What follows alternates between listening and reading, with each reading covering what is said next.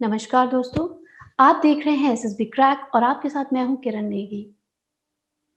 2 मई सन 2020 को जम्मू और कश्मीर के कुपवाड़ा जिले के हंदवाड़ा में एक सूचना प्राप्त हुई कि कुछ आतंकवादियों ने आम नागरिकों को बंधक बना लिया है।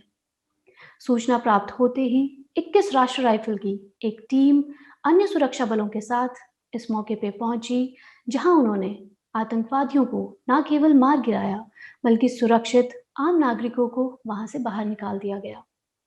लेकिन दुर्भाग्यवश इस मुठभेड़ में सेना के 2 जवान और 2 ऑफिसर्स शहीद हो गए।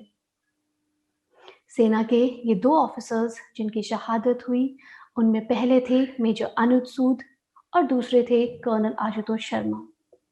आपको बता दें कि कर्नल आशुतोष शर्मा 21 राष्ट्रीय राइफल के कमांडिंग ऑफिसर भी थे।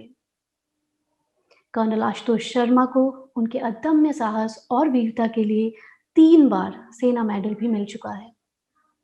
आज हमारे साथ बात करने के लिए हैं कर्नल आशुतोष शर्मा के बड़े भाई श्री पीयूष शर्मा जी, जो हमें कर्नल आशुतोष की लाइफ के बारे में कुछ बातें बताएंगे। आइए उनसे बात करते हैं। नमस्कार पीयूष जी, आपका बहुत-बहुत स्वागत है एसएसबी क्रैक पे। Thank you so much Kiran ji. Thank you so much, आपने मुझे यहाँ इनवाइट किया। पीयूष जी, हमारे लिए ये बहुत ही गर्व की बात है कि आज हम एक ऐसे योद्धा के भाई से बात करने जा रहे हैं, जिन्होंने इस देश के लिए सर्वोच्च बलिदान दिया। और हम अक्सर ये खबरें तो बहुत सुनते हैं कि सेना में कहीं न कहीं किसी न किसी जवान की शहादत हो रही है और ऐसी मुठभेड़ के दौरान बहुत बार वीरगति प्राप्त करते हैं बहुत सारे सैनिक। लेकिन एक कमांडिंग ऑफिसर का लाइन ऑफ ड्यूटी पे जाके इस तरह से शहादत होना अपने आप में बहुत ही रेयर है। आप एज़ अ ब्रदर जब सुनते हैं उनकी वीर गाथा कर्नल आशुतोष शर्मा की, कैसा महसूस करते हैं? फ़ख्र से सीना चौड़ा हो जाता है, सिर ऊंचा हो जाता है, ये सुन के कि एक देश के लिए शहादत ली है और देश के लिए इतना बड़ा काम किया है और अपने जवानों को के लिए, अपने ऑफिसर्स के लिए एक स्टैंडर्ड सेट किया है, बिल्कुल, तो निश्चित ही बहुत गर्व महसूस होता है। बिल्कुल। पीयूष जी, आपका और कर्नल आशुतोष में शायद बहुत ज़्यादा एज डिफरेंस नहीं है और शायद यही रीज़न भी है कि आप दोनों भाई से भी ज़्यादा फ्रेंड्स बनकर हमेशा साथ रहे। कैसा था कर्नल आशुतोष का बचपन? अगर आप हमसे शेयर कर सकें तो? हम में सिर्फ 1 साल 5 महीने का फ़र्क है हम दोनों भाइयों में, तो बचपन से ही हम दोस्त थे। भाई तो भगवान ने बनाया था, बट हम दोस्त थे और बचपन से ही हम साथ-साथ रहना, साथ-साथ स्कूल जाना। इवन कर्नल आशुतोष ने मेरी वजह से ही उनको जल्दी स्कूल जाना पड़ा, क्योंकि मैं अपना लंच करके नहीं आता था। कहता था मुझे भैया के साथ लंच करना है। तो वो छोटा था मुझसे, तो बट मदर ने देखा कि ये लंच नहीं करता है, तो उसको कर्नल आशुतोष का एडमिशन जल्दी कराना पड़ा। बहुत अच्छा बचपन था हमारा, बहुत हँसी-खुशी हम लोग ने बचपन व्यतीत किया और बहुत साथ-साथ बदमाशियाँ करी, शैतानियाँ करी, सीखा और बहुत प्यार था हमें। बिल्कुल। और उनकी प्रारंभिक शिक्षा कहाँ से हुई थी कर्नल आशुतोष की? मेरे फादर क्लास 1 ऑफिसर थे यूपी गवर्नमेंट में। सो हमारी जो पढ़ाई है पूरी उत्तर प्रदेश में हुई और ट्रांसफरेबल पोस्ट थी, तो उनका हर 3 साल बाद 4 साल बाद ट्रांसफ़र हो जाता था। तो हमने उत्तर प्रदेश में कई-कई जगहों पे, अलग-अलग जगहों पे हमने स्कूल में पढ़ाइयाँ करी हैं। राइट।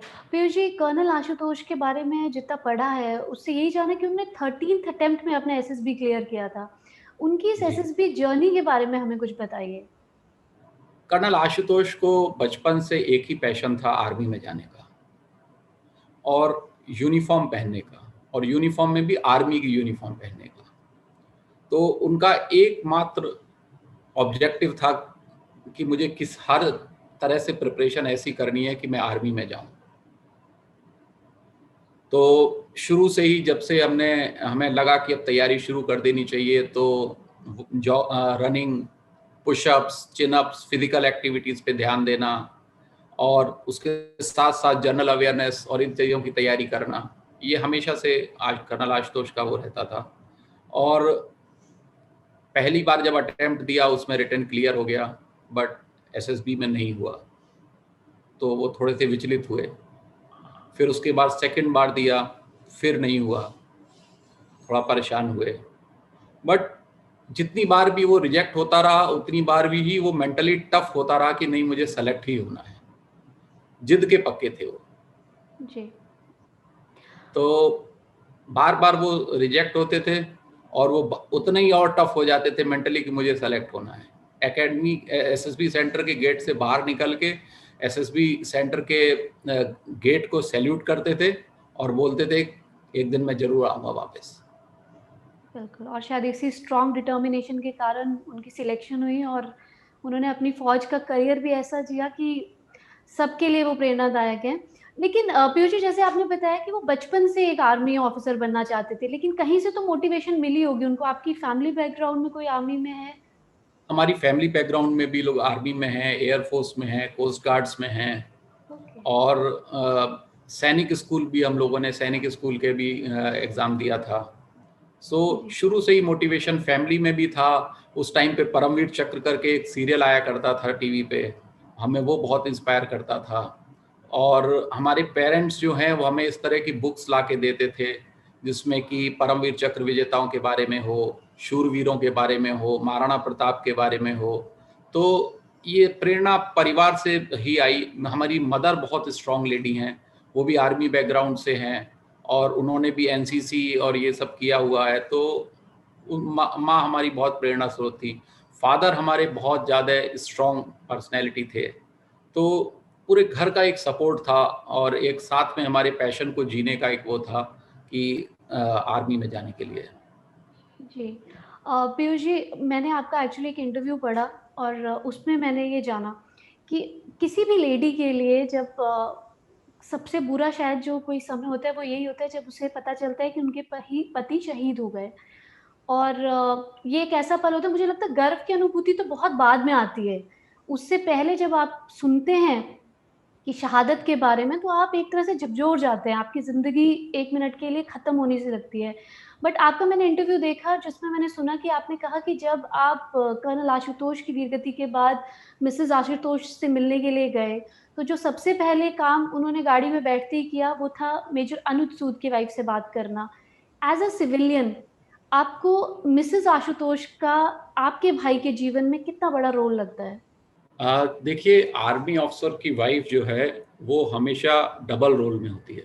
बिल्कुल। उसको अपना परिवार संभालना होता है, अपने परिवार में एक आदर्श बहू, आदर्श माँ, आदर्श बेटी बन के रहना पड़ता है। जी। साथ में आर्मी एक ऐसा इंस्टीट्यूट है जहाँ पे कि आर्मी ऑफिसर की वाइफ को भी बहुत ज़्यादा रोल प्ले करना पड़ता है।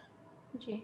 चाहे वो जवानों के फैमिलीज़ का वेलफेयर हो, चाहे उन लोगों को कुछ सिखाना हो, उनको डेवलपमेंट के बारे में, बच्चों के डेवलपमेंट के बारे में। So army basically is a big family, this is not a job. Right. So पूरी फैमिली इन्वॉल्व रहती है, आर्मी ऑफिसर के फैमिली इन्वॉल्व रहती है, तो उसको वो भी रोल प्ले करना पड़ता है। एंड मैं हमेशा कहता हूँ कि एक आर्मी के सिपाही को, सोल्जर को, ऑफिसर को, जवान को तो ट्रेनिंग दी जाती है टफ बनने के लिए मेंटली एंड फिजिकली, बट जो आर्मी ऑफिसर्स की वाइफ होती हैं वो साइलेंट रैंक होती हैं। बिल्कुल। वो सिर्फ एनवायरनमेंट से, अपने हस्बैंड के काम से, उनकी वेलर से, उनके काम करने के तरीके से ही अपने को मेंटली इतना स्ट्रांग कर लेती हैं कि उनको किसी ट्रेनिंग की ज़रूरत नहीं होती है। बिल्कुल। जब मैं पल्लवी को लेने गया उसके घर पे, पल्लवी ने मुझे फ़ोन करके बोला कि आप आ जाइए मुझे लेने, और शायद things are not in our favour. जी। तो गाड़ी में बैठते ही उसने सबसे पहला फ़ोन मेजर अनुज सूद की वाइफ को किया जी। और बोला कि आप कैसे हो? तो उधर से उन्होंने बोला कि मिसेस कर्नल आशुतोष भी नहीं रहे और आप मुझसे पूछ रही हो कि मैं कैसी हूँ। तो जी। उन्होंने बोला कि अगर कर्नल आशुतोष होते तो वो भी यही कहते कि पहले अनुज की वाइफ से पूछो कि वो कैसी है। तो मैं वही बिल्कुल। काम कर रही हूँ। तो being the CEO wife, the number 1 lady of the unit, उसको ये भी रोल अदा करना था, तो वो इस रोल से भी पीछे नहीं हटी। बिल्कुल। और अमूमन एक्चुअली बहुत ईज़ी नहीं होता है ऐसे सिचुएशन में आप किसी दूसरे के लिए सोचना, जब आप खुद उसी दर्द से गुज़र रहे हो। बिल्कुल, बिल्कुल आप सही कह रही हैं। आदमी अपने लिए ही सोचता है उस टाइम पे, दूसरों का तो ख़्याल भी नहीं आता है। बट दैट इज़ व्हाई हमारा जो आर्मी है, हमारी जो फ़ोर्सेस हैं और उनकी फैमिली हैं, उनको सैल्यूट बनता है। एंड दैट इज़ व्हाट जो कहते हैं कि इंडिया की आर्मी है, बेस्ट प्रोफेशनल आर्मी है। This is how we score over all other army in the world. बिल्कुल, एक फ़ौजी के पीछे शायद जो सबसे बड़ी शक्ति है वो उसका परिवार ही है। अगर वो बिल्कुल, स्ट्रॉन्ग है तो बिल्कुल, फ़ौजी अपने आप ही स्ट्रॉन्ग बन जाता है। बिल्कुल, बिल्कुल। बिल्कुल। पीयूष जी, जितना हमने कर्नल आशुतोष के बारे में पढ़ा, उसके हिसाब से उनका ऑलरेडी वैसे आरआर का टेन्योर एक बार उन्होंने अपना फिनिश कर लिया था और ये वाला टेन्योर उन्होंने खुद ऑप्ट किया है जाने के लिए। तो एज़ अ फैमिली मेंबर आपको क्या लगता है, मतलब क्या प्यार था उनका ऐसा राष्ट्रीय राइफल से कि उन्होंने दोबारा ऑप्ट किया जाने के लिए? और इनफैक्ट ये वाला टेन्योर भी उनका ऑलमोस्ट कंप्लीट हो गया था उनका टेन्योर। वो क्या है, एक कॉम्बैट सोल्जर था। वो हमेशा बात भी इन्हीं चीज़ों की करता था, जो उसके सीनियर कलीग्स थे, वो वही सीनियर कलीग्स उनको लाइक करता था, जो हार्डकोर फौजी हैं। और वो उन्हीं की बात बताता था। वो अपने यूनिट के एक और सीओ साहब जो कि शहीद हो गए थे 21 आरा के ही, उनके बारे में बहुत प्रेज़ करता था। तो उसके दिल, दिमाग, ज़हन में ही सिर्फ़ एक फ़ौज और उसका जज़्बा था। और वो पहली बार भी राष्ट्रीय राइफ़ल में वॉलंटियर करके गया था और सेकंड टाइम फिर उसके काम के बाद उसको बोला गया था कि आपको यहीं आना है, you have done a great job. And not only in the army या आर्मी के जवान या ऑफिसर्स के लिए नहीं, मिलिटेंट्स के लिए नहीं, बट हंडवारा के लोग, जहाँ जो उसका एरिया जहाँ पे वो यूनिट बेस्ड है, वहाँ के लोग उसको बहुत प्यार करते हैं। आज भी लोगों के मेरे पास फ़ोन आते हैं, मेरे पास अलग-अलग मीडियम से जुड़े हुए हैं। एंड इवन मुझे एक साहब ने बताया कि ऐसा पहली बार हुआ है कि किसी की शहादत पे लोग रोए हों, कश्मीर के लोग रोए हैं, इतना लोग उनको प्यार करते थे। और वो प्यार सिर्फ़ इसलिए करते थे क्योंकि वो लोगों को वहाँ बहुत प्यार करते थे। और बिल्कुल। उन्होंने वहाँ के लोगों के वेलफेयर के लिए बहुत काम किया, बच्चों को बहुत मोटिवेट किया और यंगस्टर्स को बहुत पढ़ाते थे, सिखाते थे, उनको उनकी जो ज़रूरतें होती थी, उनको पूरा करते थे। तो पूरा हंडवारा या कश्मीर, नॉर्थ कश्मीर ही उनकी एक फैमिली जैसा था। बिल्कुल, और ये मुझे लगता है सभी को जानने का भी होना चाहिए कि फ़ौजी का एक दूसरा पहलू भी है और वो है ये कि आम लोगों के साथ कैसे अपनी कनेक्टिविटी रखना, और बीइंग अ सीओ तो मुझे लगता है उनकी ज़िम्मेदारी और ज़्यादा बढ़ जाती थी। लेकिन उनके ऊपर हम यूजुअली सैनिक को इसी रूप में देखते हैं कि लड़ाई करेंगे या आतंकवादियों से मुठभेड़ होगी। लेकिन जिस तरह से उन्होंने आम लोगों के साथ अपना एक कनेक्शन रखा और शहादत भी दी, तो लोगों को बचाते-बचाते हॉस्टेजेस को रिलीज़ करवाया, अपने आप में ये बहुत बहुत बड़ी बात है। पीयूष जी, एक और चीज़, कई बार as a being a soldier's family भी मैं इस चीज़ को महसूस कर सकती हूँ कि बहुत बार जब कश्मीर की पोस्टिंग का नाम भी आता है, यूजुअली लोग हर जगह पोस्टिंग होती है, पूरे ऑल ओवर इंडिया कहीं न कहीं पोस्टिंग्स आती हैं, बट इतनी चिंता नहीं होती और पोस्टिंग्स में, जितना हमें लगता है कि कश्मीर का नाम सुनते ही रहता है कि ओह! कश्मीर में पोस्टिंग आ गई है, अभी वो घबराहट के 2-3 पल और ज़्यादा हो जाते हैं। आपके मन में क्या विचार आते थे जब वो वहाँ पोस्टेड थे? हमें बहुत खुशी होती थी, बड़ा फ़क्र होता था कि सबसे पहली बात कि जो कर्नल आशुतोष चाहते हैं, वो कर रहे हैं। बिल्कुल, सबसे बड़ी बात ये है। बिल्कुल। दूसरी बात क्या है कि इससे बड़ा देश सेवा का कोई और मौका नहीं हो सकता है। जी, जहाँ और लोग जाने के लिए कतराते हैं या फैमिली को लगता है कि वो है। और एक चीज़ और मैं आपको बताना चाहूँगा। क्या है, जब हम कश्मीर से दूर बैठे होते हैं तो हमें लगता है कि शायद कश्मीर में पता नहीं कितनी गोलाबारी हो रही होगी, घर से बाहर भी निकल पा रहे होंगे कि नहीं होंगे। मैं बिल्कुल। बहुत फ्रीक्वेंटली कश्मीर जाता रहता हूँ जी, और बिलीव मी, बहुत गिने-चुने लोग हैं जो कि इस तरह की चीज़ों में वो हैं। अदरवाइज़ कश्मीर के लोग बहुत अच्छे हैं।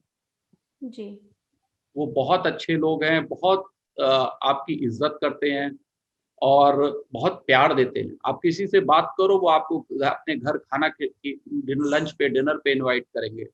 और बहुत ही उनके जो मैनर्स हैं, जो उनकी वो है, बहुत ही अच्छी है। जी, तो कश्मीर ऐसा नहीं है जैसा नॉर्मली दिखाई देता है। वो एक जी, अलग बात है कि आप हम यहाँ बैठे रहते हैं और जो न्यूज़ या हम इन्हीं को सुन के वो करते हैं। कश्मीर के लोग बहुत अच्छे हैं, बहुत मिलनसार लोग हैं बहुत ज़्यादा खुदा को मानने वाले लोग हैं, they are very good people actually. तो हमें बड़ा फ़क्र होता था और अच्छा लगता था कि जो वो चाहता है, जिसके लिए वो इतने टाइम से जाना चाह रहा था, वो आज वो वही कर रहा है। और हमारे दिल-दिमाग में कभी डर नाम की कोई चीज़ ही नहीं आई, जबकि हमें पता होता था कि वो हर दूसरे-तीसरे दिन किसी ऑपरेशन में होता है। जी। वही वाली बात दोबारा से है कि अगर फैमिली स्ट्रॉन्ग है तो फिर सोल्जर को अपने आप ही वो स्ट्रॉन्गनेस आ जाती है। मुझे आज भी ध्यान है कि जब आशु पहली पोस्टिंग पे जा रहा था, तो मैं आशु को गाड़ी से छोड़ने जा रहा था और साथ में पल्लवी थी और वो आशु का पहली पोस्टिंग थी। तो पल्लवी ने बोला आशु से कि आशु, चुन-चुन के एक-एक आतंकवादियों को मारना। ये हुँ, सपोर्ट होता है फैमिली का और बिल्कुल, ये एक फौजी के लिए बहुत बड़ी चीज़ होती है। फौजी बिल्कुल, अगर फैमिली की तरफ से अपने माइंड में उसके कुछ वो नहीं है, तो वो बहुत अच्छे से अपना बेस्ट दे सकता है। और बिल्कुल, यही कर्नल आशुतोष का ही तरीका भी था कि वो अपने जवानों से, अपने यंगस्टर्स के साथ इतने इन्वॉल्व रहते थे, उनको देखते थे कि उनको प्रोफ़ेशनल ट्रेनिंग या प्रोफ़ेशनल कहीं कोई दिक्कत तो है नहीं, साथ में फैमिली के बारे में। उनको एक-एक जवान ऑफ़िसर की फैमिली के बारे में पता होता था, इसकी फैमिली में कितने लोग हैं, बच्चा क्या कर रहा है, बिटिया हुँ, क्या कर रही है। और जहाँ पे भी उनको लगता था कि किसी का बच्चा, किसी जवान का बच्चा इंजीनियरिंग की तैयारी करना चाहता है, तो वो उसके लिए उस जगह पे इंजीनियरिंग की कोचिंग की तैयारी बोलते थे। किसी का पता लगा कि किसी का बच्चा आर्मी में ऑफिसर बनना चाहता है, तो वो वहाँ पे अपने यूनिट में कोई ना कोई जानता हुआ होता था, उसको बोलते थे कि इसको आप पढ़ाओ। बिल्कुल। तो अगर आप फैमिली की तरफ से फौजी फ्री है, तो वो और अपना अच्छे से टाइम दे सकता है, अपना माइंड दे सकता है। बिल्कुल और इसीलिए शायद वही जो आपने पहले कहा कि आर्मी इसीलिए कहते हैं कि आर्मी कोई नॉर्मल जॉब नहीं है, इट्स अ फैमिली। फ़ौज के अंदर द मोमेंट आपकी शादी हो जाती है, किसी फ़ौजी चाहे जवान हो, चाहे ऑफ़िसर से हो, तो वो आप फ़ौज एक अलग ही परिवार है। आपका एक अपना घर का परिवार अलग है, लेकिन फ़ौज अपने आप में एक परिवार है, जहाँ पे हर फ़ौजी, हर किसी भी धर्म से आता हो, सारे फंक्शन सेलिब्रेट करते हैं, सबके दुःख-सुख सब इकट्ठे सेलिब्रेशंस करते हैं। बिल्कुल, बिल्कुल, बिल्कुल। बिल्कुल। पीयूष जी, कर्नल आशुतोष को एक सैनिक के रूप में सबने जाना, सबने पहचाना। पर वो एक बेटे, एक भाई और एक पति और एक मतलब कैसा था उनका व्यक्तित्व एक भाई के तौर पे, एक बेटे के तौर पे, एक पिता के तौर पे? देखिए क्या है कि आपने बिल्कुल सही कहा कि कर्नल आशुतोष की फौजी लाइफ के बारे में, उनके वैलर के बारे में, उनके करेज के बारे में, देश सेवा के बारे में सबने जानते हैं। पर आप ये भी मानेंगी कि ये बनने के लिए आपको पहले एक अच्छा इंसान बनना होता है, जी, एक अच्छा फैमिली मैन बनना होता है। जी, बहुत सारे डिफेंस एस्पिरेंट इस इंटरव्यू को देखेंगे, जी, तो मैं उनको यही बताना सबसे पहले चाहूँगा कि first B a good family man. क्योंकि खासकर इंडिया में जो फैमिली सिस्टम है, उससे अच्छा कोई इंस्टीट्यूट ही नहीं है। बिल्कुल, उससे अच्छा सिखाने के लिए आपको कहीं ज़रूरत ही नहीं है। इसके अलावा तो आपको अपनी जनरल नॉलेज या बाकी चीज़ों की तैयारी करनी है, बट एक अच्छा इंसान बनने के लिए, अच्छा ऑफ़िसर बनने के लिए फैमिली से बड़ा, आपके समाज से बड़ा कुछ नहीं है। तो Ashu was a very good family man. मतलब हर जना इंतज़ार करता था घर में कि चाचू कब आएगा, मामा कब आएँगे, पापा कब आएँगे, आशु। सो हर जने को पता होता था कि वो उनको उस तरह से बातें करेंगे, घुमाएँगे, खेलेंगे, बदमाशियाँ करेंगे। तो he was a complete family man. हमारी पूरे परिवार का एक न्यूक्लियस था। जब भी वो आ जाता था तो बस पूरा परिवार उसके चारों तरफ बैठा होता था और बातें सुन रहा होता। चाहे वो देर रात 2-3 बजे तक हो, चाहे किसी भी टाइम हो, फिर वो टाइम कुछ नहीं होता था। बस वो लंच ब्रेक और टी ब्रेक होता था, इसके अलावा कुछ नहीं होता था। He was a excellent personality, बहुत ही हँसमुख, बहुत ही हेल्पिंग नेचर और बच्चों को बड़ा इंतज़ार रहता था। उनकी बिटिया को बहुत इंतज़ार रहता था, पल्लवी को बहुत इंतज़ार रहता था। सो सब पूरी फैमिली, माँ से बातें करना, माँ को हँसाना, परेशान करना, छेड़ना, माँ तुम्हें लेके चलूँगा आपके जब ऑपरेशन होगा मेरे साथ। तो he was a complete family man and believe me you can't have double face. आप 2 फेस नहीं रख सकते कि आप फैमिली में अच्छे हो, तो आर्मी में बुरे हो, अपने प्रोफ़ेशन में बुरे हो या प्रोफ़ेशन में अच्छे हो और घर पे बुरे हो। तो बिल्कुल। आपको एज़ इट इज़ रहना पड़ेगा। आपको अपने रियलिटी में रहना पड़ेगा हर टाइम। सो जो भी डिफेंस एस्पिरेंट्स हैं उनके लिए सबसे बड़ी सिखलाई आज की मैं जो देना चाहूंगा कि be a good family man. If you are a good family man, आपका बहुत सारी hurdles not only to crack the SSB but to be a good officer सारी पूरी हो जाती है। बिल्कुल। और कर्नल आशुतोष अपने घर में सबसे छोटे थे? आप जी, भाई वो बहन? हम 3 भाइयों बहनों में सबसे छोटा था। बहुत शैतान, बहुत हंसमुख और बहुत ही अच्छा बच्चा। सबका ख्याल रखना, उसको पता होता था किसको क्या चाहिए, वो सब माइंड रीड करता रहता था। फ़ोन पे बात करते-करते उसको सब पता रहता था। तभी शायद कहते हैं कि अच्छे लोगों की ज़रूरत सिर्फ़ यहाँ पे ही नहीं होती, भगवान को भी होती है। और बिल्कुल, इसी इसी बिल्कुल। कारणवश भी कह सकते हैं कि उन्होंने मतलब ज़िंदगी तो बहुत छोटी-सी बिताई है, लेकिन इतनी छोटी ज़िंदगी को वो इतना बड़ा करके गए हैं कि वो आने वाले कितनी पीढ़ियों तक बहुत से लोगों के लिए प्रेरणा स्रोत रहेंगे, हमेशा रहेंगे। अ, पीयूष जी, हमने कुछ क्वेश्चन सिलेक्ट किए हैं स्टूडेंट्स के, जो हमारे प्लेटफ़ॉर्म से तैयारी कर रहे हैं एसएसबी की, वो मैं आपसे पूछना चाहूँगी एक-एक ठीक है, करके। तो सबसे पहला प्रश्न है बंदिता का, और ये मध्य प्रदेश से हैं और ओटीए की एस्पिरेंट हैं। ये बोल रही हैं कि sir, story of colonel Ashutosh Sharma has motivated me a lot and I'm preparing for the CDS examination. I got conference out 3 times and I'm totally confused and low in confidence. Please suggest me something. बेटा बिल्कुल भी confuse होने की ज़रूरत नहीं है बंदिता, बिल्कुल परेशान होने की ज़रूरत नहीं है।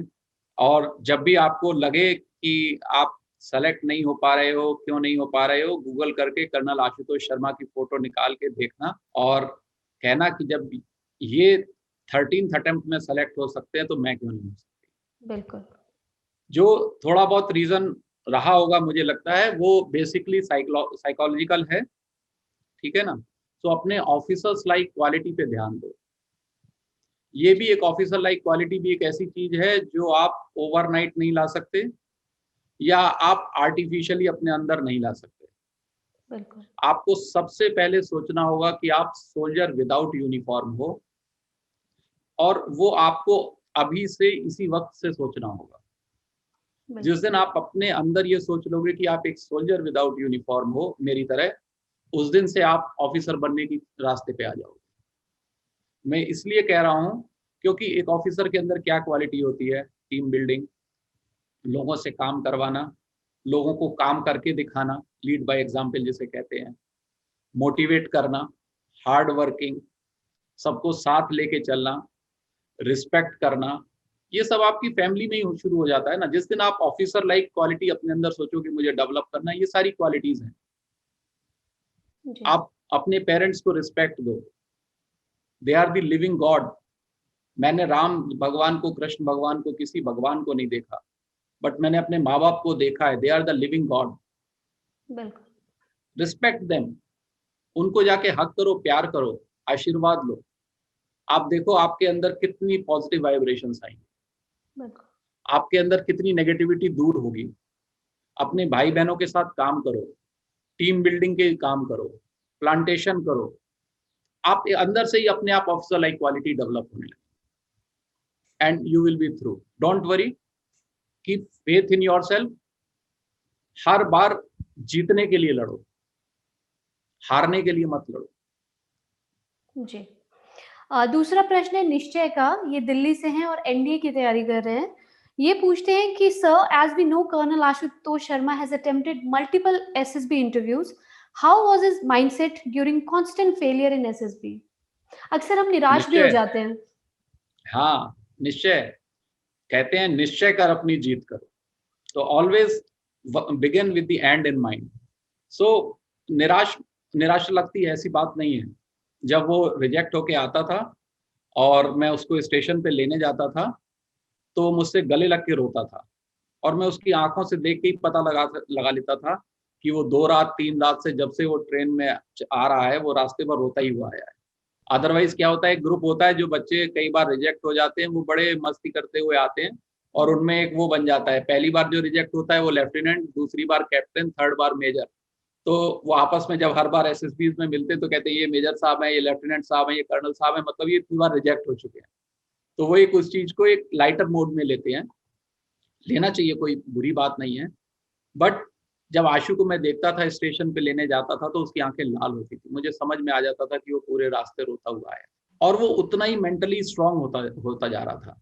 मुझसे गले लग के रोता था, कहता था भैया देखना मैं एक दिन ऐसा काम करूंगा जिसपे पूरे देश को गर्व होगा, पूरे घर खानदान का नाम ऊंचा करूंगा। सो every time he was becoming more strong, more committed, and he was working more hard. एक चीज और मैं आपको बताऊं, पहले अटेम्प्ट से लेके 13th अटेम्प्ट तक वो हर रिटर्न में क्लियर हुआ, हर रिटर्न उसने क्लियर किया। उस टाइम पे कंप्यूटर का जमाना नहीं था, एम्प्लॉयमेंट न्यूज पे अखबार में रिजल्ट आता था यूपीएससी का। तो शुरू में एक दो बार तो वो अखबार लेने गया, उसमें अपना रोल नंबर देखा, आके बताया मैं सेलेक्ट हो गया हूँ। उसके बाद फिर वो एम्प्लॉयमेंट न्यूज लेने नहीं जाता था, या तो उसके किसी फ्रेंड का फोन आता था और वो बताता था आशु तेरा सिलेक्शन हो गया, या डायरेक्ट यूपीएससी से कॉल लेटर आ जाता था कि आपको इस एसएसबी सेंटर पे रिपोर्ट करना है। उसको अपनी मेहनत पे, अपने काम पे इतना विश्वास था कि उसको पता था कि मैं रिटर्न तो क्लियर हो ही जाऊंगा। वो कहता था भैया ये तो मेरी मेहनत का वो है। So first to 13th attempt non stop without any exception वो सेलेक्ट होता था। तो आप ये देखिए मेहनत और लगन। और एक चीज और बोलना चाहूंगा कि उसने इस बीच में कोई फॉर्म नहीं भरा। डेडिकेशन। 6.5 साल का टाइम होता है, 6.5 साल का टाइम होता है। आपके साथ के जो लोग पास आउट, जो ग्रेजुएशन करके निकले होते हैं, कोई डॉक्टर बन चुका होता है इस टाइम में, कोई इंजीनियर बन चुका होता है, कईयों की शादी भी हो चुकी होती है, कोई बिजनेस करने लगता है। तो आप सोचिए कि कितना प्रेशर होता है, आपका खुद का प्रेशर, समाज का प्रेशर, परिवार का प्रेशर। हर जना कहता है भाई नहीं हुआ सिलेक्शन, कुछ और कर लो। बिल्कुल। ऐसे टाइम में अपने आप को मेंटली स्टेबल रखना, अपनी साइकोलॉजी को और एनहेंस करना, बेटर करना, बहुत टफ और चैलेंजिंग काम है। सर ये जो 13 अटेम्प्ट हैं ये सीडीएसई के हैं, मतलब ग्रेजुएशन के बाद? हाँ हाँ बिल्कुल। तो कितना टाइम मतलब उसमें कंज्यूम, और एक भी 6.5 फॉर्म नहीं साल, भरना। 6.5 साल फॉर्म भरना, और हर तरह के प्रेशर। आदमी का सबसे बड़ा तो इनबिल्ट प्रेशर होता है। बिल्कुल। तो आपको घबराने की जरूरत नहीं है, निश्चय कर अपनी जीत चुनो, एकदम डिटरमाइंड हो जाओ। बिल्कुल। अगला प्रश्न है सर कमल का उत्तराखंड से, और ये सीडीएसई की तैयारी कर रहे हैं, और ये पूछते हैं कि I want to join RR like Ashutosh Sharma sir, please tell me how one can join the Rashtriya rifles. Kamal, कहते हैं कि क्या आप हाथी खा सकते हो? तो उसका आंसर है हाँ। ऐसे छोटे छोटे पीस करके। तो you can eat an elephant but 1 piece at a time. पहले कमल सीडीएस में या आर्मी में सेलेक्ट हो, ठीक है, वहां पे बहुत अच्छा अपना परफॉर्मेंस दो, then you will get a good unit, right. उसके बाद फिर आप आरआर में जाओगे। हमेशा एंड आप, ठीक है, इट इज़ वेरी गुड, आप कह रहे हो आजकल क्या है, सोशल मीडिया का ज़माना है और बहुत सारी मूवीज सीरीज और बनती हैं। तो कोई कहता है मैं एसएफ में जाऊंगा, कोई कहता है मैं आरआर में जाऊंगा। आशु के बाद से लोगों ने आरआर को बहुत जाना है, बहुत अच्छे से जाना है, और बहुत एक समझ में आया है कि आरआर में कितना ग्लोरियस जॉब है, कितना पैशनेट जॉब है, क्या उसका वो है। इसी तरह से लोग मुझसे बहुत पूछते हैं कि सर मैं एसएफ में जाना चाहता हूँ, मैं मार्कोस बनना चाहता हूँ, मैं गरुड़ कमांडो बनना चाहता हूँ। तो उसके लिए 1 step at a time, take baby steps. पहले आपको सेलेक्ट होना पड़ेगा, एकेडमी में बेस्ट परफॉर्मेंस देनी पड़ेगी, फिर एक अच्छी यूनिट में आपको लिया जाएगा, और उसके बाद you will have to opt for RR. You have to have a great firing competence. आपकी फायरिंग अच्छी होनी चाहिए, आपका फिजिकल एंड्योरेंस अच्छा होना चाहिए, आपकी मेंटल स्टेबिलिटी होनी चाहिए। तो कमल, उसकी तैयारी आपको अभी से करनी है, डेफिनेटली आप आरआर में चले जाओगे। सर अगला प्रश्न है सुष्मीत का उत्तराखंड से, और ये पूछते हैं कि sir my dream is to join 21 RR, why 21 RR is called triple centurion, and I saw this written on colonel Ashutosh Sharma's cap. ये जो वर्ड्स होते हैं ना, ये इसी के लिए एक फौजी जीता है और एक शहादत देता है। जी। नाम नमक और निशान, इन 3 चीजों के लिए ही फौजी जीता है और शहादत देता है। और ये नाम नमक निशान एक सोल्जर के लिए नहीं होता, एक सोल्जर विदाउट यूनिफॉर्म के लिए भी होता है। आज आप लोग सुष्मित, अभी आप सोल्जर विदाउट यूनिफॉर्म बनो, और क्या आपका नाम है? आपका परिवार का नाम, आपके माँ बाप का नाम, आपके घर खानदान का नाम, आपके देश का नाम।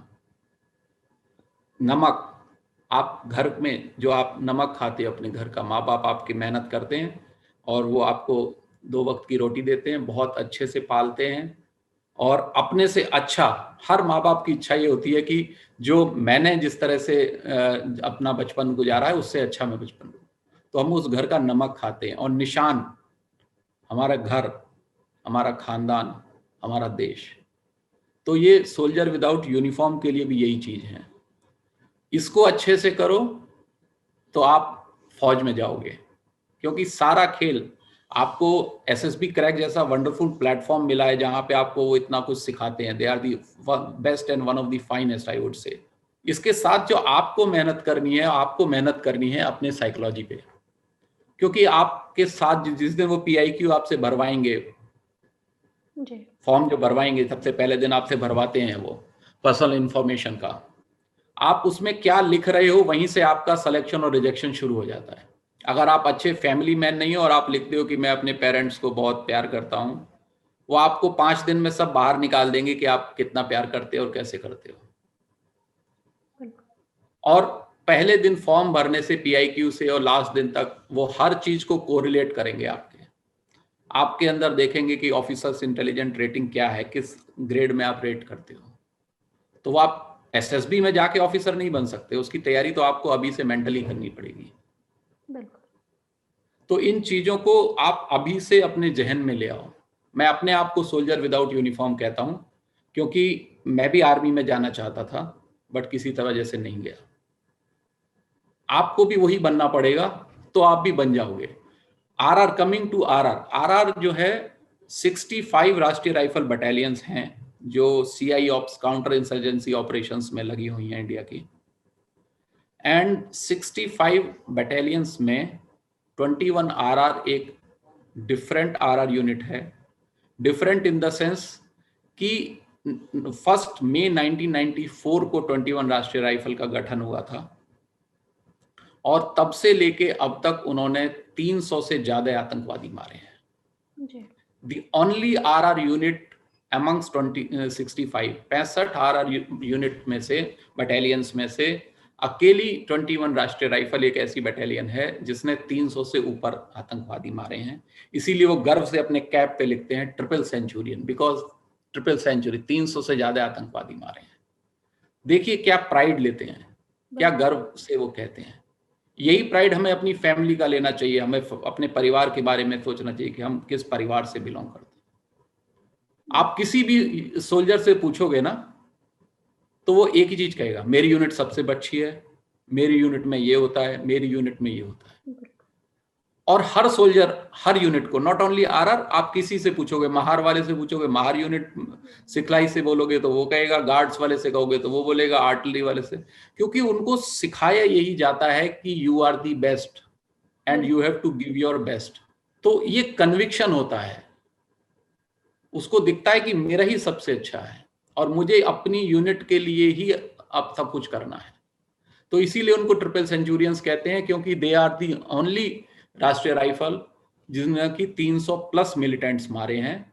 और अभी एक और उसमें feather in the cap add हो गया है 21 आरआर के, कि पहला एक सीईओ ऐसा है 21 आरआर का जिसको 3 सेना मेडल मिले हैं। बिल्कुल, 3 सेना मेडल गैलेंट्री, ओनली राष्ट्रीय राइफल इन द एंटायर 65 राष्ट्रीय राइफल्स।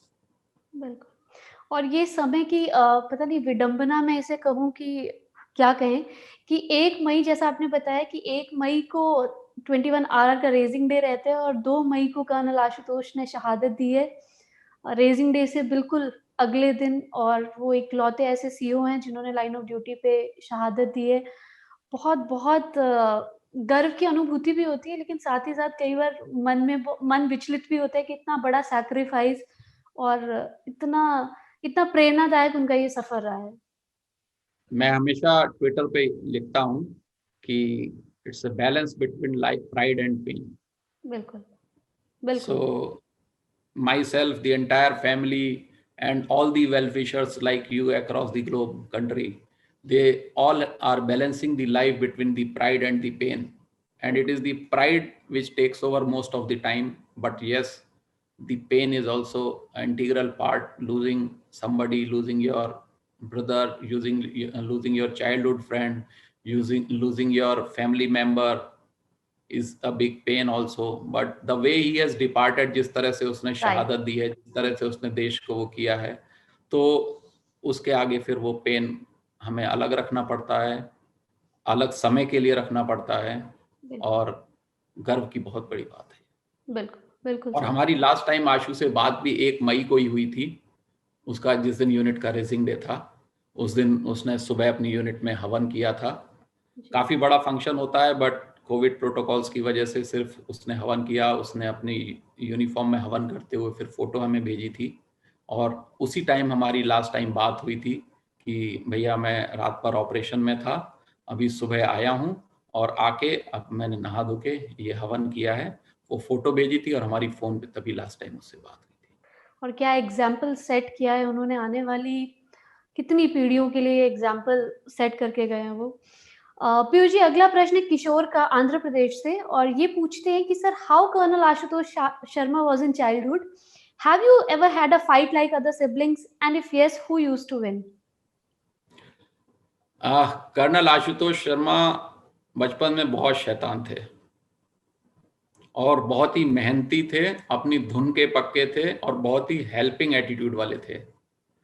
हमारी आशु की सारी बदमाशियाँ, शैतानियाँ और लड़ाइयाँ सब साथ-साथ हुई। हमने बहुत लड़ाई लड़ी है, थोड़ी नहीं खूब लड़े हैं हम लोग। और लड़ाई में वही जीतता था। मैं बड़ा भाई था, तो मैं शायद उसको थोड़ा-सा वो टॉलरेट कर जाता था, या बड़े भाई के होने के नाते एक अलग वो होता है, तो पैम्परिंग। लड़ाई में वही जीतता था। बट इसके साथ एक चीज़ और आपको बताऊँ कि हमारी एक बड़ी सिस्टर भी हैं, तो जब वो हमें लड़ता हुआ देखती थी, तो आके हमें छुड़ाती थी, और जब वो छुड़ाती थी, तो हम दोनों मिलके उनके साथ लड़ाई करने लगते थे। तब हम दोनों भाई एक हो जाते थे। मैं हमेशा कहता हूँ, बचपन में लड़ना भी चाहिए, बदमाशियाँ भी करनी चाहिए, शैतानियाँ भी करनी चाहिए। अगर वो नहीं करोगे तो फिर बचपन क्या है? बिल्कुल, फिर प्यार क्या है? हमने जितनी बचपन में लड़ाई करी, उससे कहीं ज़्यादा प्यार है। तो बिल्कुल, ये भी एक बचपन का ही एक फीचर है, पार्ट है, आप इसको ना हटा सकते। न मेरे बच्चे आपस में लड़ाई करते हैं, तो मैं कभी उनको मना नहीं करता। They should do it. किसने नहीं करी है? बिल्कुल, तभी प्यार होता है। कभी कभी मुझे आज भी ध्यान है, एक बार उसने मुझे मारा, मेरे खून निकलने लगा। इमीडिएटली फिर वो भागा हुआ गया, मेरी ड्रेसिंग करी, कुछ किया। एक बार हम लोग साथ में बैडमिंटन खेल रहे थे, वॉल के दूसरी तरफ शटलकॉक चली गई, मैं उसको लेने गया, मैं वॉल पे से गिर गया दीवार की दूसरी साइड में, और मेरे हाथ में फ्रैक्चर हो गया। मैंने वहाँ से आशु को आवाज़ दी, आशु वॉल पे चढ़ा, दीवार की दूसरी तरफ उतरा, उसने मुझे अपने कंधे पे रख के दीवार पे चढ़ाया, और फिर हम आए। तो लड़ाइयाँ, शैतानियाँ में ही तो प्यार होता है। बिल्कुल, वही तो आज यादें हैं जिनको मैं संजो रहा हूँ, बिल्कुल, वही मुझे स्ट्रेंथ देती हैं। बिल्कुल सर। अगला प्रश्न है रश्मि का, और ये राजस्थान से है। ये पूछ रही हैं कि सर, कर्नल शर्मा की कौन-सी ऐसी बात है जो उन्होंने आपको कही और आपको वो आज भी याद है? मुझे कर्नल आशुतोष शर्मा की एक-एक बातें याद हैं, जो हमने छोटे बचपन से की हों, या जो लास्ट दिन तक करी हों। बिल्कुल, क्योंकि वो मेरा इकलौता दोस्त था, और हर तरह की बातें करना, हर चीज़ को शेयर करना। मैं उससे कॉर्पोरेट मैनेजमेंट की बातें बता करता था, वो मुझसे मिलिट्री लीडरशिप की बातें करता था। हम लोग फ़ोन पे जब भी बात करते थे, जब भी वो ऑपरेशन में नहीं होता था या मैं कहीं बिज़ी नहीं हूँ, नॉर्मली रात के टाइम पे हम बात करते थे, और कम से कम 1.5 घंटे, 2 घंटे बातें करते थे, जिसमें फैमिली की बातें ज़्यादा नहीं होती थी। उसको पता है सब ठीक है, भैया हैं, सब देख रहे हैं, पल्लवी और उसकी फैमिली भी यहीं जयपुर में थी, इस अभी तो लास्ट इसमें, तो उसको सब पता है भैया is taking care of everything. तो 2-4 मिनट बात कर ली, माँ कैसी है, बच्चे कैसे हैं, पढ़ाई कैसी है। उसके बाद हम बात ही अपने जूनियर्स को किस तरह से रखते हैं, कैसे मोटिवेट करते हैं, क्या करना चाहिए, कैसे करना चाहिए, यही करते थे। तो मुझे उसकी एक एक बात याद है। वो हमेशा कहा करता था, जरूरी नहीं है कि आप दूसरों की गलतियों से सीखो, अपनी खुद गलती करके सीखो, आप दूसरों की गलतियों से भी सीख सकते हो। बिल्कुल। तो मुझे उसकी हर बात याद है, हर समय वो मुझे गाइड करता रहता है आज भी, कि अगर आशु होता तो कैसे क्या कहता, किस तरह से करता, चाहे वो घर का कोई डिसीजन लेना हो, चाहे मुझे अपने प्रोफेशन में कोई तो मुझे एक एक चीजें याद हैं। वो एक एग्जाम्पलरी लीडर है। बिल्कुल। बिल्कुल सर। अगला प्रश्न है रवि का बिहार से, और ये एक एफकैट एस्पिरेंट है, और जो ये पूछना चाहते हैं वो मैं भी काफ़ी देर से सोच रही थी कि मैं आपसे पूछूँगी एंड में, कि सर क्या आपने कभी डिफेंस जॉइन करने के लिए ट्राई नहीं किया था, या कभी सोचा था कि आप भी डिफेंस में जाएँ?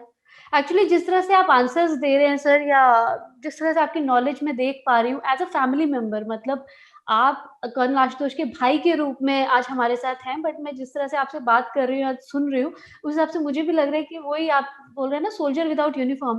तो कभी आपके अंदर नहीं आया कि मुझे भी जाना है आर्मी में, या मुझे खुद भी एक ऑफिसर बनना है?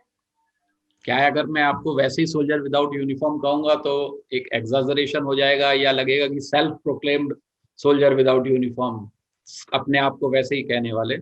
तो वो मेरे जहन में है, शुरू से है। और मैं आपको बताऊं, मैंने यूपी सैनिक स्कूल टॉप किया हुआ है। मैं यूपी सैनिक स्कूल के एंट्रेंस में 5th रैंक थी मेरी पूरे यूपी में। मैं गया नहीं किसी वजह से, वो एक अलग बात है। दूसरा, मैंने और आशु ने 5 साल आर्मी की यूनिफॉर्म पहनी है एनसीसी में।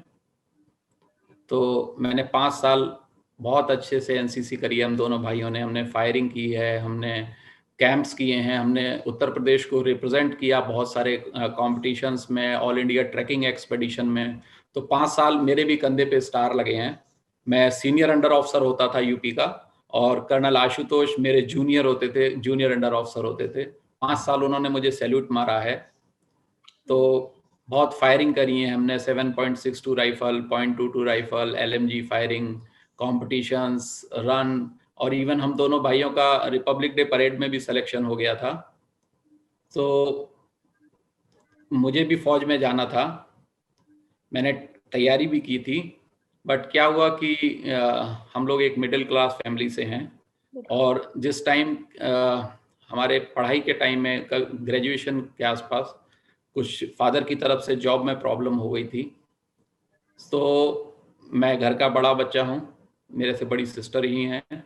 तो मुझे अपने इस फौज के जुनून को बीच में रोकना पड़ा, और घर का बड़ा बच्चा होने के लिए मुझे इमीडिएटली ग्रेजुएशन के बाद जॉब करनी पड़ी। मैं 20 साल का था तब से जॉब कर रहा हूँ। तो इसलिए मैं आर्मी में नहीं जा पाया। बट मैंने ये इंश्योर किया कि आशु का ये सपना ना टूटे, और इतने रिजेक्शंस के बाद भी, इतने प्रेशर के बाद भी उसको कभी ऐसा नहीं होने दिया कि वो आर्मी से अपने को विचलित करे। तो मैं एक्चुअली दिल से, दिमाग से, हर तरह से फौजी हूँ, और मैं अपनी फौजी लाइफ आशु में जीता था। और मैंने 20 साल आशु के साथ फौजी लाइफ जी। मैंने अपने बूट उस दिन हैंग कर दिए 2 मई 2020 को, जिस दिन आशु शहीद हुआ। और अब मैं दोबारा से यूनिफॉर्म पहनूंगा, दोबारा से मेरे स्टार्स लगेंगे यहाँ पे, जिस दिन मेरा छोटा बेटा जो कि 12th में है और एनडीए की तैयारी कर रहा है, वो ऑफिसर बनेगा। उस दिन मैं दोबारा यूनिफॉर्म पहनूंगा।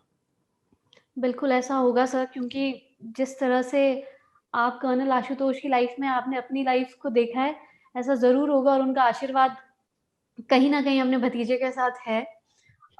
मेरा अगला प्रश्न है जगदीप का, और ये है हरियाणा से, सीडीएस एस्पिरेंट हैं। तो ये पूछ रहे हैं कि sir I have been to SSB 5 times, now I am left with just 2 attempts.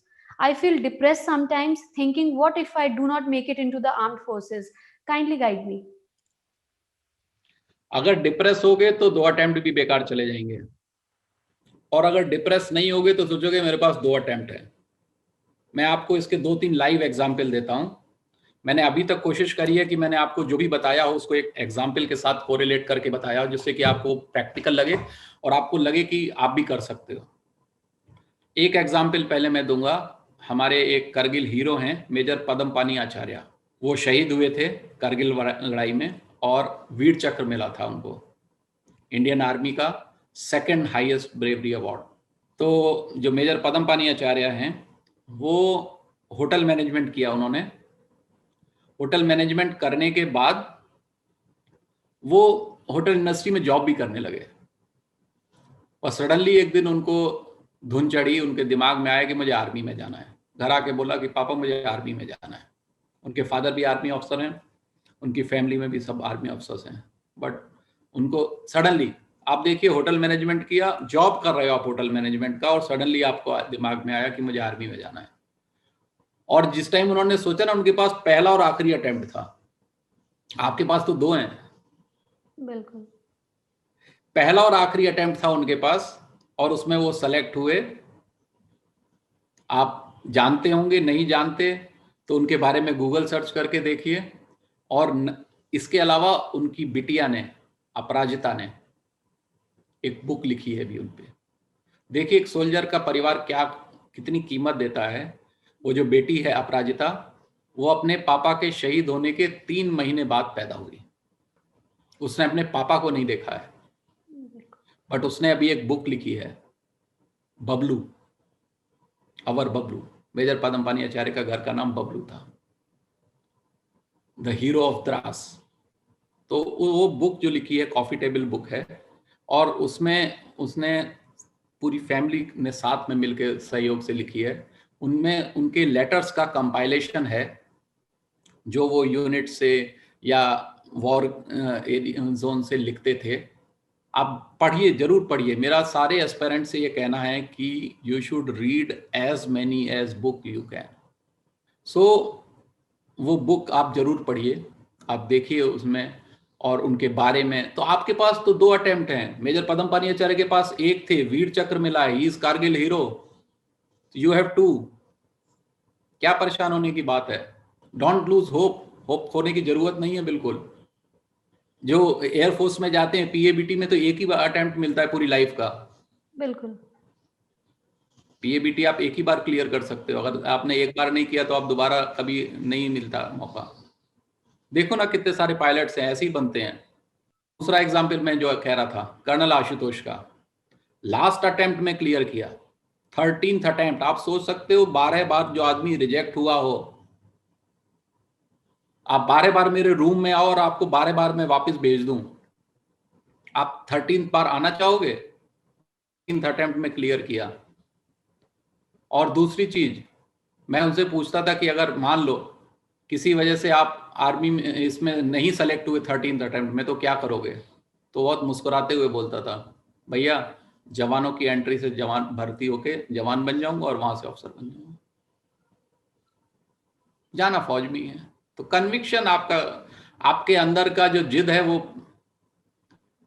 कभी मत रहनी भूलिए। चाहिए। बिल्कुल बिल्कुल बिल्कुल सर। अगला प्रश्न है रोहिणी का, पंजाब से, और ये एफकैट एस्पिरेंट हैं। ये पूछ रहे हैं कि sir what was his first word after getting recommended in the 13th attempt? Rohini एक ही वर्ड बोले थे। मैंने और आशु ने एक ही वर्ड था फोन पे जब उसका सिलेक्शन हुआ। उसके बाद तो फिर इमोशंस ही थे, भैया मेरा हो गया। उसके बाद ना वो बोलने की पोजीशन में था, ना मैं सुनने की पोजीशन में था, ना मैं बोलने की पोजीशन में था और वो सुनने की पोजीशन में था। तो that was the only word. Right sir. अगला प्रश्न है गर्वित का, बैंगलोर से, और ये एक एनडीए एस्पिरेंट हैं। ये पूछते हैं कि सर अपने आप को मैं कैसे मोटिवेट करूं कि मैं डिफेंस ज्वाइन करूं? दिमाग से फौजी बन जाओ। आज से अभी से ये सोचने लगो कि मैं फौजी बन गया हूं। उसके लिए आपको मैं टिप्स देता हूं। कहना आसान है कि दिमाग से फौजी बन जाओ, पर आप पूछोगे कैसे? आपका चाल चलन, आपका विचार, आपका खाना पीना, आपके कपड़े पहनने का तरीका, सब कुछ एक ऐसा होना। आप सोचो कि मैं एक ऑफिसर हूंगा तो कैसे करूंगा। And that will start from the first thing that you do in the morning. आप जब सो के उठो अपने बिस्तरे को सही करो, मेक योर बेड। इससे कई सारी चीजें होंगी। सबसे पहले आपकी मदर खुश होंगी, you will get her blessings, she will be able to feel कि मेरे बेटे में कुछ चेंज आ गया, पहली चीज। दूसरी चीज, आपका डिसिप्लिन स्ट्रांग होगा। जब आप एक काम अच्छा करते हो सुबह उठने के बाद, तो आप सारे काम अच्छे करते हो। सुबह उठते ही पेरेंट्स की डांट खानी पड़ेगी, आपने बिस्तरा सही नहीं किया, then the whole day goes for a toss. अपने बेड को साफ करो। मैं क्यों कह रहा हूं ये हमेशा काम आएगा। जब आप एकेडमी में भी होगे तो वहां पे किट ले आउट होता है, राइट। आपको वहां सोने के लिए टाइम नहीं मिलता, हार्डली 2 घंटे भी अगर आप सो लो तो बहुत बड़ी बात है। बट उसमें भी आपको अपनी जो रूम है उसको एकदम फिट रखना पड़ेगा। फिट इन द सेंस, आपके शूज की जगह पॉलिश होने चाहिए, बेल्ट एकदम फुल पॉलिश के साथ होनी चाहिए। हमने भी एनसीसी में किया है 5 साल। टेंट में है, तो आपका टेंट बिल्कुल परफेक्ट होना चाहिए, उसके सामने पिट खुद ही होनी चाहिए, स्नेक पिट। आप अपने एकेडमी में हो तो वहां पे आपको एक एक चीज, सब चीज जगह पे रखी होनी चाहिए, बुक्स आपकी एक तरफ रखी होनी चाहिए। तो जब ये आपको वहां करना पड़ेगा जहां आपको 2 घंटे भी सोने को नहीं मिलेगा, और इतने सारे फिजिकल एक्टिविटी, इतना सारा मेंटल आपको वो चैलेंजेस झेलने पड़ेंगे, फिजिकली आपको इतना करना पड़ेगा, तो अगर ये आदतें आप में अभी से हैं तो आपको कुछ लगेगा ही नहीं नया है। आप जो कपड़े पहनते हो, जरूरी नहीं है कि आप ब्रांडेड कपड़े पहनो या आपके पास 10 जोड़ी कपड़े होने चाहिए, बट अगर आपके पास 2 जोड़ी भी हैं, हम भी एक मिडिल क्लास फैमिली से हैं, हमने भी अपना बचपन ऐसे ही करा है, तो 2 ही कपड़े हैं बट वेल ड्रेस्ड होने चाहिए, वेल प्रेस्ड होने चाहिए, तरीके के होने चाहिए। आजकल के बच्चे फटी हुई जीन्स पहनते हैं and they feel that they are very modern. I don't say, this is my opinion, आप शायद इसको नहीं करेंगे बच्चे आज के, but again this reflects your character, this reflects your way of thinking. 2 जोड़ी कपड़े हैं बट कपड़े ऐसे होने चाहिए कि वेल प्रेस्ड होने चाहिए। फौज में एक वर्ड होता है बियरिंग, आपकी बियरिंग कैसी है। आप किसी भी यूनिट में जाओगे तो गेट के अंदर घुसते ही सबसे पहले एक शीशा लगा होगा, सीओ के रूम में जाओगे उसके रूम में एक शीशा लगा होगा, 2IC के रूम में जाओगे, एडजुटेंट के रूम में जाओगे एक शीशा लगा होगा, क्वार्टर मास्टर पे जाओगे एक शीशा लगा होगा। किस लिए? कि आप अपनी बियरिंग देखो कैसी है, आपका कैप कैसे है, हैकल सही लगा है कि नहीं लगा है, आपका टर्नआउट कैसा है, स्टार्स चमक रहे हैं कि नहीं चल रहे हैं। तो बियरिंग आपको कैसी है, तो आप विदाउट सोल्जर, विदाउट यूनिफॉर्म भी अगर आपकी बियरिंग सही है तो आपकी वहां भी सही रहेगी। जब आप इंटरव्यू देने जाओगे, वो भी जो बंदा है वो भी आपकी बियरिंग देखेगा कि यार ये कैसे, इसका ड्रेसिंग सेंस कैसा है। उन सबको पता है कि ज्यादातर मिडिल क्लास फैमिली से ही आते हैं। और मैं आपको ये भी बता दूं कि कई बार हम लोग ये सोचते हैं कि जी मिडिल क्लास फैमिली या लोअर मिडिल क्लास फैमिली के बच्चे ऑफिसर नहीं बन सकते, अपर क्लास के बनते हैं या आर्मी ऑफिसर्स के बच्चे बनते हैं। ये सब मिथ है, बिल्कुल, ये सब मिथ है। आप कैसे हो, आपके अंदर ऑफिसर लाइक क्वालिटी है कि नहीं है, आपको लोगों को साथ में ले चलने का आप में क्षमता है कि नहीं है। ध्यान रखो, एक लेबर से ज्यादा पैसा कॉन्ट्रैक्टर को मिलता है और कॉन्ट्रैक्टर से ज्यादा पैसा आर्किटेक्ट को मिलता है। The moral of the story is, आपको काम करने का पैसा नहीं मिलता, आपको काम करवाने का पैसा मिलता है। अगर काम करने का मिलता तो सबसे ज्यादा उस लेबर को मिलता जो 10 मंजिला बिल्डिंग बनाता है, बिल्कुल सही। बट उससे ज्यादा उसके कॉन्ट्रैक्टर को मिलता है जो उसको बताता है कैसे करो, और उससे ज्यादा उस आर्किटेक्ट को मिलता है जो घर पे बैठ के ऑफिस में, एसी ऑफिस में बैठ के उस बिल्डिंग को बनाता है दिमाग से। बिल्कुल सर। तो अपनी बियरिंग सही करो, अपने अंदर क्वालिटीज, बुक्स पढ़ो, जितनी बुक्स आप पढ़ सकते हो, उससे अच्छा कुछ नहीं है। अभी पेंडेमिक का टाइम है, लॉकडाउन का टाइम है, आप ज्यादा बाहर नहीं जा सकते, but try to engage yourself in reading books. अपने फैमिली सर्किल का एक दिन जूम मीटिंग रख लो, सबको बोलो कि भाई आप ये बुक पढ़ो, आप ये बुक पढ़ो, आप ये बुक पढ़ो, और उसके बाद एक मीटिंग, जूम मीटिंग रखो कि चलो आप बुक रिव्यू करेंगे कि इसमें क्या है। आप देखो कितने सारे चैलेंजेस आएंगे। कोई कहेगा अरे मैं नहीं पढ़ूंगा, कोई कहेगा मैं तो पढ़ ही नहीं पाया। तो सबको साथ में लेके, क्योंकि नॉर्मली क्या है कि आप स्पोर्ट्स में, गेम्स में साथ खेलते हो तो बहुत अच्छी स्पोर्ट स्पिरिट आती है, टीम बिल्डिंग आता है। अभी वो चैलेंज है आपके साथ, तो आपको इस पैंडेमिक के टाइम में भी अपनी लीडरशिप क्वालिटीज को कैसे वो करना है, इसके लिए सोचना है। मानसून का टाइम है, प्लांटेशन करिए, this will give you so much of positive vibes. आपको अच्छी फीलिंग आएगी जब आप अपना PIQ भरोगे तो उसमें लिखोगे ये चीजें, अदरवाइज थोड़ा भी आर्टिफिशियल हुए, आपने थोड़ा भी कुछ काम ऐसा किया जो आप हो नहीं, तो वो 5 दिन में अलग अलग टेस्ट में आपको एसेस कर लेंगे कि ये इसने लिखा कुछ है, किया कुछ है। थीमेटिक एप्रिसिएशन टेस्ट होता है, थीम आपको जो फोटोग्राफ्स दिखा के वो करते हैं। अगर आपकी 5 उसमें अलग अलग वो हैं, कंक्लूजन डराइव हो रहा है, इसका मतलब यू आर हाइडिंग समथिंग, और एक जगह तो वो ब्लैंक दिखाते हैं, कुछ भी नहीं है, then you have to write, and वो सारी चीजें मैच करते हैं। तो you have to be very natural, normal, what exactly you are. तो वो बनना आज से ही पड़ेगा आपको। बिल्कुल। अगला प्रश्न सर कुणाल का हिमाचल से, और ये सीडीएस एस्पिरेंट हैं। ये पूछते हैं कि अगर मुझे कर्नल आशुतोष शर्मा के जैसा ब्रेव बनना है, तो वो ऐसी कौन सी चीजें हैं जो मुझे अपनी लाइफ में फॉलो करनी चाहिए अभी से? I am 22 years old now, और ये चीज शायद मैं आपसे अच्छा कोई नहीं मुझे बता पाएगा। So please consider my question. देखो, ब्रेव बनने के लिए एक तो आपको मैं बताऊं, हिमाचल एक छोटी सी जगह है, पर वहां पे आप पालमपुर जानते होगे। उस पालमपुर, बहुत सारे तो लोगों को शायद पता ही नहीं होगा वो पालमपुर कहाँ है, गूगल करके देखना पड़ेगा। बट उस पालमपुर ने हमें देश के 2 बहुत वीर सपूत दिए हैं। तो कोई जगह छोटी नहीं, कोई बड़ी नहीं, पहली चीज। दूसरी चीज क्या है कि ब्रेव बनने के लिए, एंड खासकर फौज में जाने के लिए, एंड अदरवाइज एवरीवेयर, आपको 2 चीजों का बहुत ख्याल रखना है। एक आपका मॉरल करेज, और दूसरा फिजिकल करेज। ये अगर है तभी आप ब्रेव बन पाओगे। कहना कि मैं बहुत बहादुर हूं, मैं ये कर दूंगा, बहादुरी का मतलब ये नहीं है कि आप बस अपनी AK-47 उठा के और दुश्मनों को मारने निकल जाओगे। ये तो बहुत बाद की काम बात होती है। कितने लोग RR टेन्योर काट के चले आते हैं और वो एक फायर भी नहीं कर होता है, फायर फाइट भी एक बार भी नहीं हो पाती है। बिल्कुल। तो एक मॉरल करेज है, एक फिजिकल करेज है।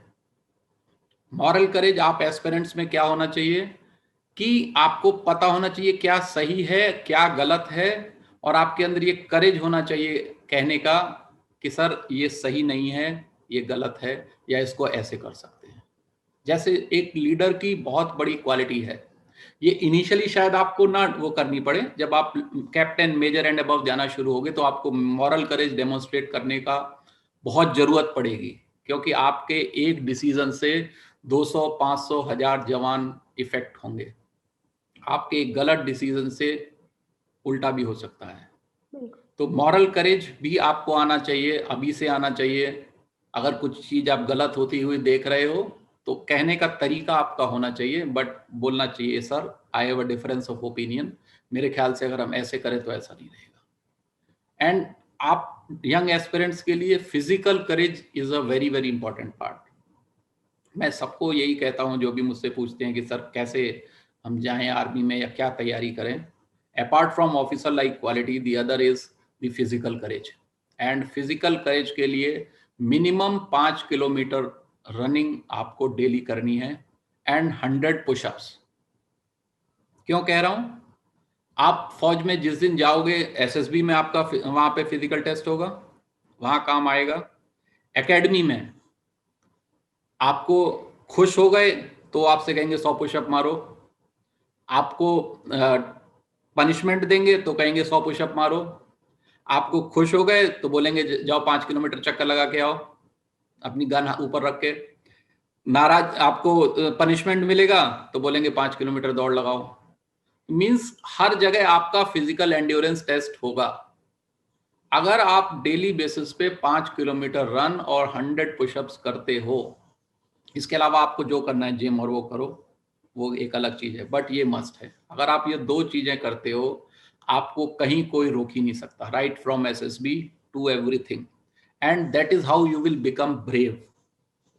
एंड द थर्ड थिंग, अगर आप कर्नल आशुतोष जैसे ब्रेव बनना चाहते हो तो मैं उसके आपको ब्रेवरी के टिप्स दे दूं कि वो क्यों इतना ब्रेव था, किस तरह से इतना ब्रेव था। पहली चीज, बुक रीडिंग। वो चलता फिरता एनसाइक्लोपीडिया था। आप किसी सब्जेक्ट पे उससे बात कर लीजिए। I am not talking of army, army तो आप किसी इस कंट्री के आर्मी के बारे में पूछ लीजिए। अदर देन दिस आप ऑटोमोबाइल में बात कर लीजिए, किसी करंट टॉपिक पे बात कर लीजिए। तो आपको जितना पढ़ोगे दैट इज योर विजडम, वो आपकी स्ट्रेंथ है। You can talk for hours if you have the knowledge. 2 newspaper जरूर पढ़ता था वो daily per month. Being the CEO of 21 RR, जहां वो 4 घंटे से ऊपर मैंने उसको कभी सोता हुआ नहीं देखा, वो पर मंथ 4 से 5 बुक पढ़ता था।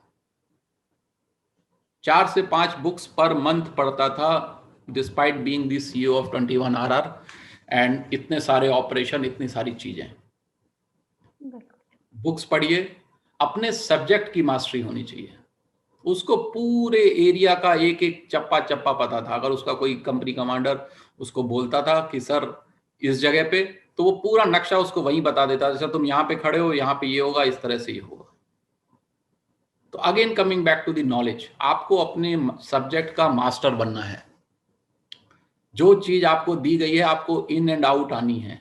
जो चीज बंदा आपको समझा रहा है उससे 10 बार समझो, नहीं समझ में आता 11वीं बार समझो, अपना पॉइंट रखो कि सर अगर इसको ऐसे करें तो क्या होगा, और फिर जब फाइनली आपने एग्री कर लिया उस पॉइंट पे, then it is your ball game, it you have to deliver that. So he was the master in subject, thorough voracious reader, book पढ़ना। फौज का आपको उससे कोई भी चीज पूछ लो वो आपको बता देगा, इसकी रूलिंग ये है, इसकी रूलिंग ये है, इस तरह से कर सकते हैं, इस तरह से नहीं कर सकते। Thorough master of his subject and ultimate उसके मैन। आपकी टीम में कौन खेल रहा है वो आपकी जीत को डिसाइड करेगा। Alone you can't do it. तो आपके जवान, आपके जूनियर ऑफिसर्स, आपके सीनियर ऑफिसर्स, आपका गनर, आपका ड्राइवर कितना कॉम्पिटेंट है, और वो उस टाइम में एडवर्सिटी में किस तरह से रिएक्ट करता है, और आप उस टाइम में उन लोगों को कैसे कमांड करते हो। बिलीव मी, हमारा देश का सिपाही पता है क्यों शहादत देता है? क्योंकि जो ऑफिसर उसको कमांड कर रहा होता है, अगर उसके अंदर उसके लिए रिस्पेक्ट है तो वो शहीद हो जाता है। बिल्कुल। उसके एक कहने पे वो उसके आगे खड़ा होकर अपनी जान दे देता है। तो you have to become that leader. वो लीडरशिप क्वालिटी आपको अंदर डेवलप करनी है। बिल्कुल सर।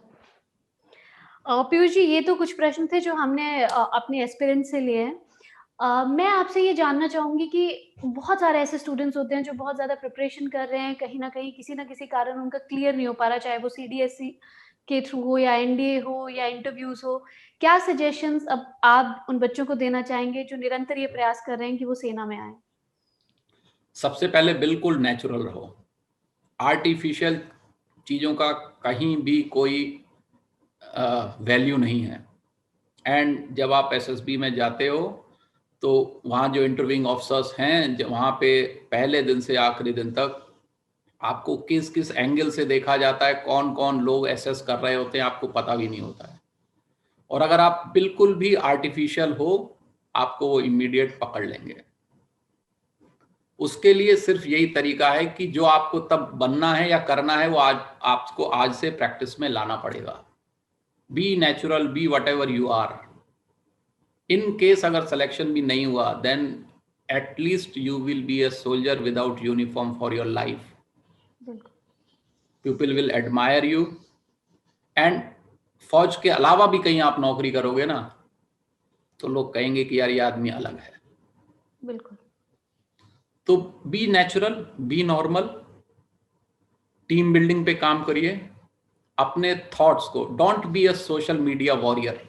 एक चीज और मैं कहना चाहूंगा कि हमारे एस्पिरेंट्स जो है ना, वो कुछ भी होगा तो वो जय हिंद और ऐसे, और don't be a social media warrior. Social media बहुत डिस्ट्रैक्ट कर रही है आजकल के लोगों को। ये कास्ट हमारी दुश्मन है, ये हमारा दुश्मन है, ऐसे करना चाहिए, और जय श्री राम और ये और वो, नथिंग डूइंग। फौजी का एक ही धर्म है, उसकी यूनिट, उसका देश, बिल्कुल। और कोई धर्म नहीं है। फौजी का एक ही दुश्मन है जो देश का दुश्मन है। कोई भी कास्ट, कोई भी जात, किसी भी पार्ट का हो, तो आपको वही सोचना है। Don't be a keyboard warrior.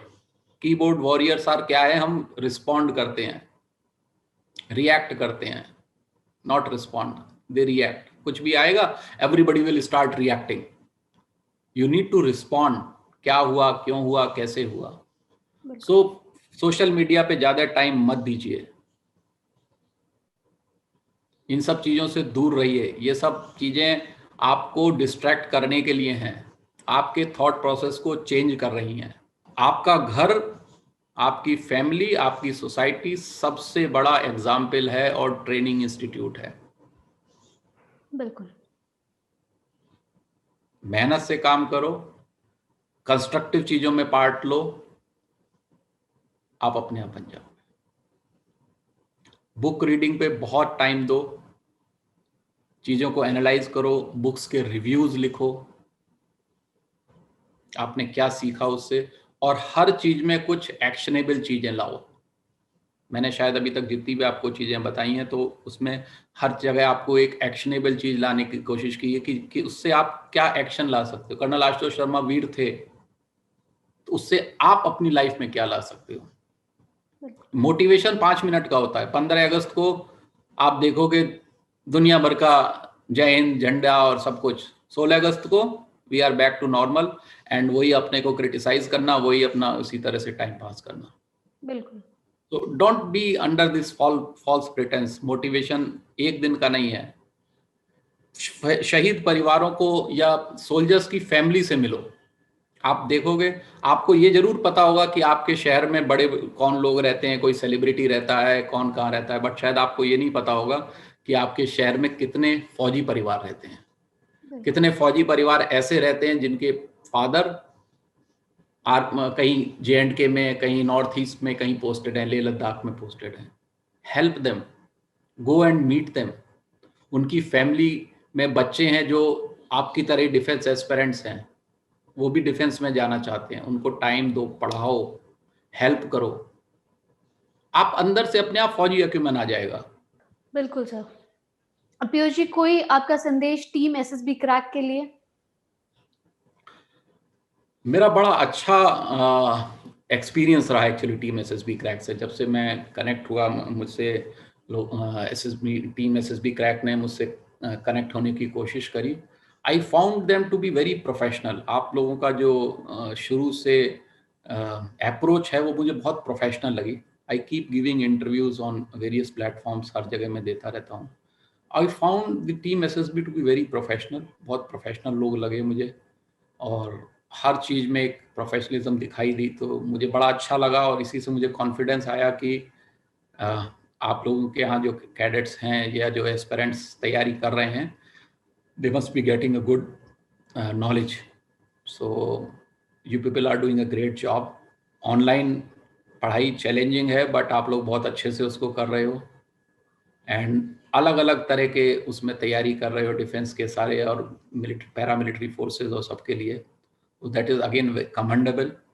And ये भी एक बहुत बड़ा देश सेवा है, और अगेन एक सोल्जर विदाउट यूनिफॉर्म काम है कि लोगों को देश सेवा के लिए तैयार करना।